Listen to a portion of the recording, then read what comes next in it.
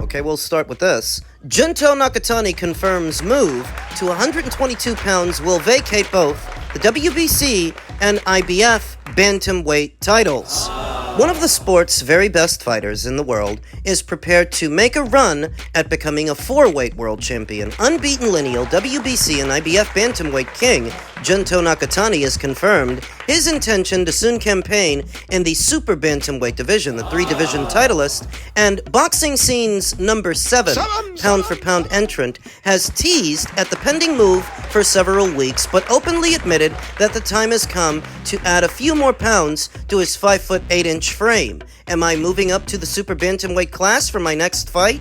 Yes, Nakatani confirmed during a recent recording for Wow Wow's Excite Match SP Series. Will I relinquish my bantamweight titles? Yes, I think so. The segment is due to air on August 11th, along with a rebroadcast of Nakatani's stoppage win over Ryosuke Nishida in their June 8th WBC IBF unification bout in Tokyo, Japan. Nakatani, 31-0 with 24 KOs, has held major titles at flyweight, junior bantam, and bantam. His above-mentioned win over Nishida marked his first ever unification bout in 10 fights across 3 weights.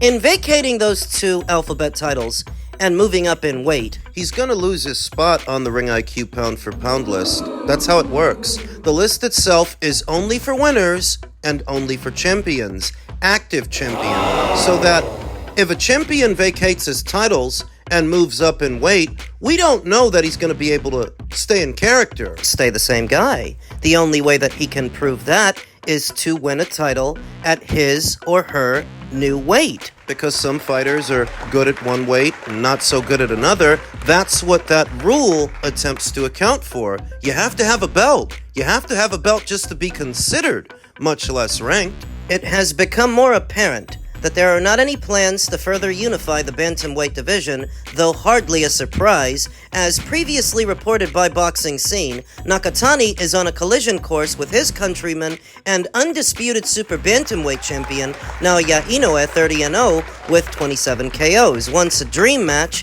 their highly anticipated showdown is targeted for next May. We're gonna see Junto make his super bantamweight debut in between now and then. Inoue will first defend his undisputed crown against former unified super bantamweight champion Mudajan Akhmadaliev on September 14th in Nagoya, Japan. With a win, Inoue is then rumored to be facing Alan David Picasso afterwards in late December, and we'll see about that. Last I checked, David crossed over to the PBC side of things after rejecting the Inoue fight. For now, Junto Nakatani will acclimate to the junior featherweight division. His debut at the weight is expected to take place later this fall. The occasion will mark his first non-title fight since November of 2022, when he moved up to 115 pounds from flyweight, when Nakatani went 10 rounds in a unanimous decision win over Mexico's Francisco Rodriguez. Building my physique will be important, said Nakatani, who trains out of head coach Rudy Hernandez's LA boxing gym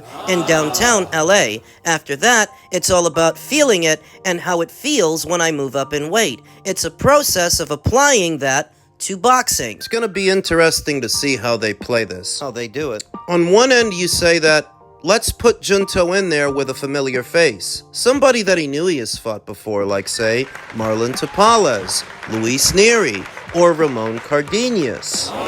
Somebody that will add to the profile and the specter of the Inoue fight, while at the same time allowing Junto to acclimate to this new weight. On one end, you say that, but on another end, you might say, does the Inoue fight need to be built? It's already set to be the biggest fight Japan has ever seen. Does it really need more build-up, especially if that build-up requires Junto to take on risky opponents? Risky enough to jeopardize the fight. The Inoue fight, any one of those guys is a high-risk opponent for Junto Nakatani at this point. Marlon Tapales, Luis Neri, or Ramon Cardenas, who gave Inoue all he could handle not that long ago, scoring a big knockdown. I think all those Japanese boxing fans collectively gasped when that happened. When Ramon knocked down Inoue off a left hook, the same way that Luis Neri knocked down Inoue off a left hook. So a part of me would like to see Junto face a common opponent with Inoue, but another part of me knows they might choose to play it safe, in the best interests of preserving that fight with Inoue and making sure that Junto gets there. They may not want to roll the dice. We'll see how they do it. I think the remaining two bantamweight champions can breathe a sigh of relief that Junto is now leaving that division, and he's not going to come after them and their two alphabet titles. Junto was very much the top seed, the best in show, at 118 pounds. Will he be the top seed at 122? He's got to go through Inoue for that. Don't forget about Inoue, because he's got a full plate too. He's got to hold up his end of the bargain in September and December to ensure that Nakatani fight happens. 122. At 126, a Nick Ball defeat would break the United Kingdom's 37-year world title run. At this time, Nick Ball is the only titleist, the only male titleist, I should say, the United Kingdom has left. History, fans, atmosphere, and most importantly, its fighters have made the United Kingdom a boxing powerhouse in years gone by. Times have become increasingly difficult, however, meaning Old Blighty is on the verge of being left without a male WBC, WBA, WBO, or IBF champion for the first time since 1988. During 2016, Great Britain boasted a phenomenal 14 male world champions. Fast forward 9 years, and there is now just one.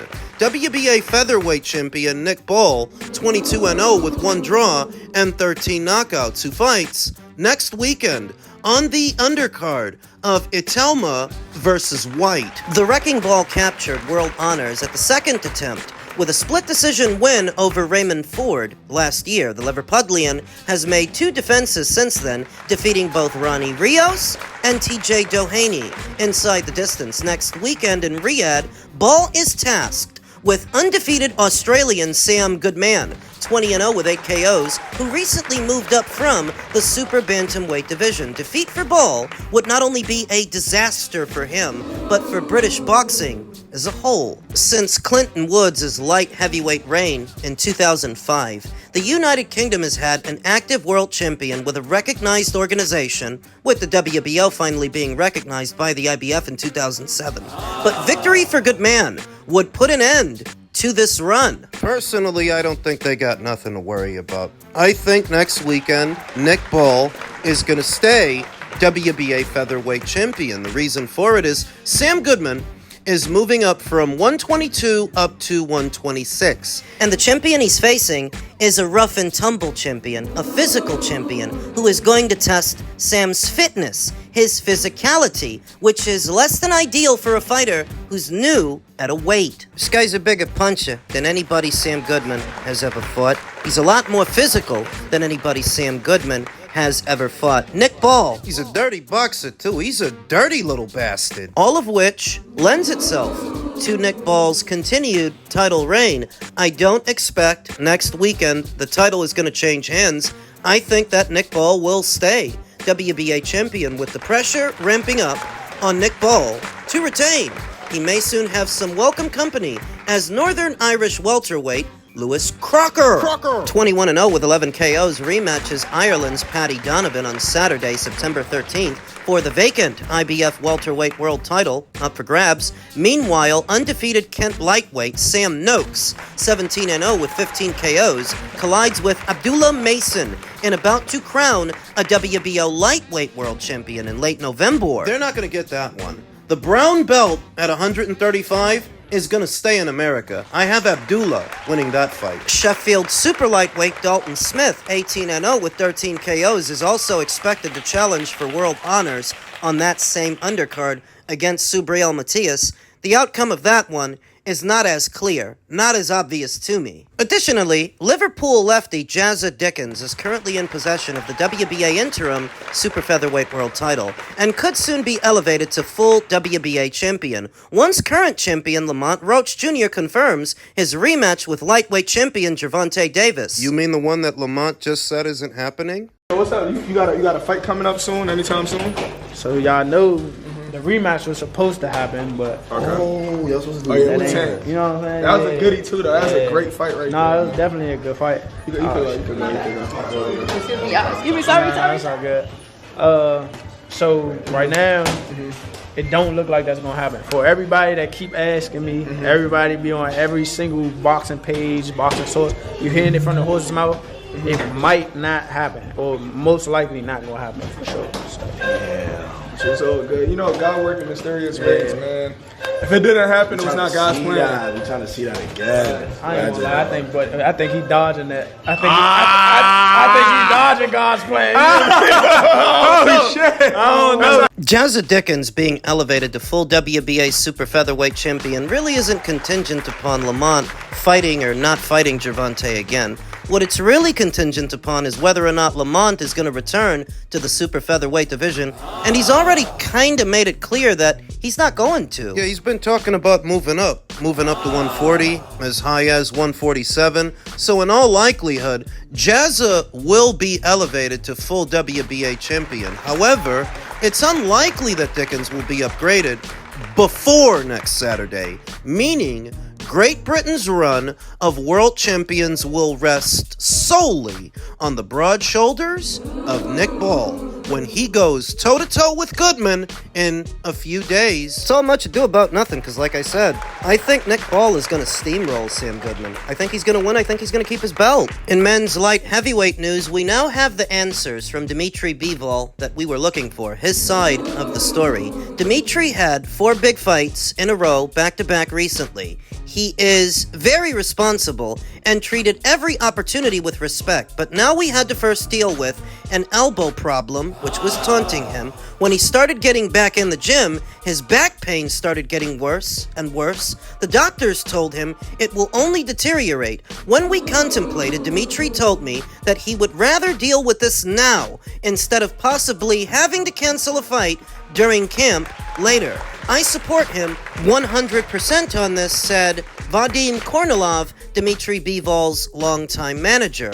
Following my doctor's advice, I had to undergo surgery for an older back injury which I've been dealing with for over 10 years. But it kept getting worse with each training camp. Everything went well, and I'm feeling much better already. A 6 to 8 week recovery period lies ahead, after which I plan to start training again. Thank you all for your support. I look forward to new challenges in the next year. It would seem that recovery is going to keep Dmitry out for what remains of this one. Questions that still need answers. What will the IBF decide to do? Will they decide to strip Dmitry Bivol of his red belt because he is now unable to satisfy his mandatory Michael Eifert? If they do, that's somebody for our tour to go after. He can go after Michael Eifert if they elevate him to full champion. That would give our tour 2 ways of becoming a 2-time light heavyweight champion. He could either go through David Benavidez, which we all would prefer, and if that doesn't work out, he can then go through Michael Eifert. That would be another option. We know that Dmitry's not lying about these existing injuries that he's had, these nagging injuries, because in the buildup of the Better Be fight, his ex-wife Kate Bivol let it be known that he has these injuries as a means to spite him and give Artur something to use against him in the fight. She let it be known that he's got all these nagging injuries that have been with him for years. Given his character and his track record so far, nothing about Dmitry Bivol says that he's faking an injury or faking surgery. I knew there's gotta be more to this story, that everything we're hearing is from the Artur Beterbiev side of things, and they're gonna tell the story a certain way. But that may not be the whole story. So what lended itself to the poor optics of this situation, poor optics for Dmitry, is you've got fights being negotiated and fights being talked about in the media, all the while he's planning on having back surgery. And we didn't know that bit of it. We didn't know that part, so to a lot of people, it looked like he was ducking. No, I don't think he's ducking now, though. I think that he legitimately needed back surgery. And Artur Beterbiev, as injury-prone as Artur Beterbiev has been the last 4 or 5 years, often injured, often having to withdraw, did you forget that in the build-up of their initial meeting, it got postponed because Artur got injured? Surely he can understand. Surely he can sympathize with the plight of Dmitry Bivol, that he's got nagging injuries that he needed to tend to before he could continue. How many times has Artur had to postpone a fight because he got injured? This might be a blessing in disguise. Reactions to the trilogy between Artur and Dmitry were a bit lukewarm. There were some who would have preferred to see those fighters fight somebody else, and then maybe they fight each other again. This could be a blessing in disguise. We could end up seeing Beterbiev versus Benavidez before we see a third Bivol fighting. That is what some people wanted. They wanted to see David Benavidez in the mix of that conversation. The only thing I think that could stop that from happening is Team Benavidez. If Team Benavidez loses to Anthony Yard, well, that puts the kibosh on that. Or if they win, but they decide they don't want to roll the dice with Artur. If they're going to roll the dice with somebody, it's got to be Dmitry, because he's got the other 3 belts, assuming he gets to keep all 3. That could be a hindrance if Team Benavidez are not receptive to a Beterbiev fight. At which point, Artur may have to look to fight someone else. It's all very immaterial right now, but the moral of the story is, people turned on Dmitry Bivol too quickly, in spite of a long, distinguished reign as a champion, what has been a consummate professional throughout, and seldom ever injured. Yeah, because I've seen every fight this guy's been in, and he's seldom ever had to pull out of a fight due to an injury. He deserved a lot better than what he got from the boxing community at large, and all of their knee-jerk reactions at the first sign of trouble. They accused him of ducking. I understand that it looked bad, but I also said more than once that I gotta hear their side of the story, and Dmitry Bivol deserves some grace. Narrative spinners claiming that Dmitry Bivol has been aging out Artur Beterbiev this whole time, when this whole time, it was Artur's people sandbagging it. It was Artur's promoter dragging his feet and pouring cold water on that fight. These morons who can't be bothered to read a 2-minute article where Bob Arum in plain English said he didn't want to make that fight. Because Bivol is boring. The only reason we got it is because of Turkey. Left to his own devices, Bob wasn't gonna make it. So that these slack-jawed gawkers can jump online and claim that Dmitry's been aging out Artur? Well, I guess Artur's promoter was helping him. How stupid does that sound? That's why I didn't want to jump to conclusions and accuse Dmitry of ducking straight away. As bad as it looked, I needed to hear the other side of the story. And now, we have. Dmitry wasn't ducking.